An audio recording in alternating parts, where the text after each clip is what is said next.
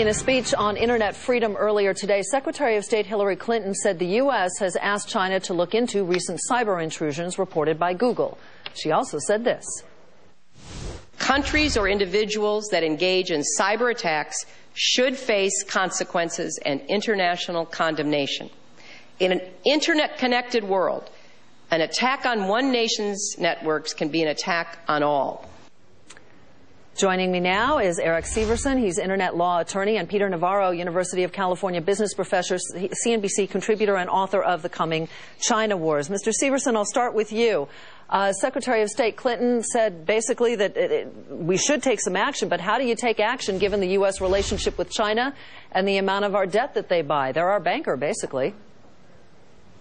That is a very interesting question, and I was struck by the fact that Secretary Clinton brought up that there should be consequences, but did not enumerate what those consequences would be. And it is true, it's hard to insult your banker in public, so it remains to be seen how strong a stance the State Department will take with regard to China and these latest cyber attacks. And Peter, I know we had you on the other day, and you were saying basically, you know, this could lead to a trade war. You really feel strongly that this should be declared as an act of war, correct? I do, and Sue, let's look at the facts here. I mean, I think, first of all, the American media and Clinton is missing the bigger story here.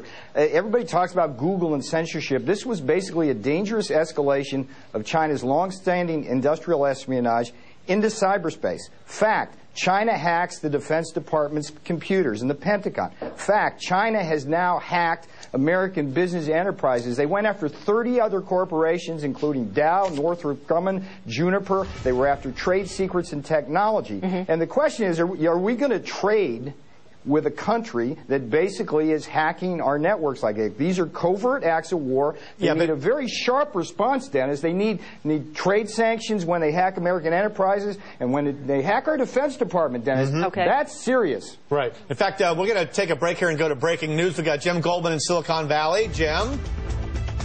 Yeah, Dennis, we've been talking about Google and this hacking thing. Microsoft now is confirming that a patch, a critical patch, security patch, is now available and will be automatically uploaded to computers running Explorer and the responsible software for all of this automatically through Windows Update.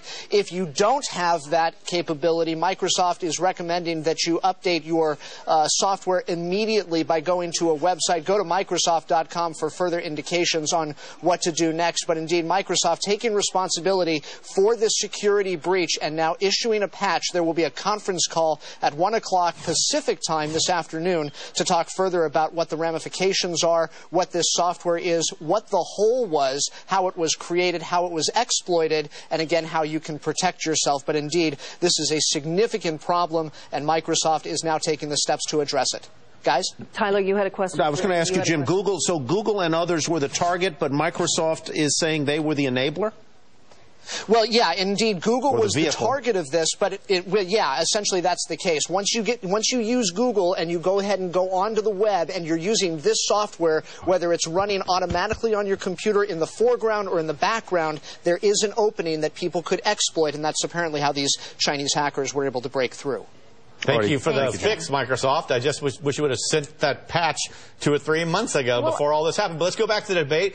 Peter Navarro, I had a follow-up for you. You were just pointing out that China allegedly had hacked Google, had hacked 34 other companies. But you know what? Dennis? Allegedly? They can hack those same companies, whether the companies are in China or not, Peter. Doesn't China's Great Wall of oppression crumble the more we engage the country and invest there and do business there? That's pretty funny, Dennis. I mean,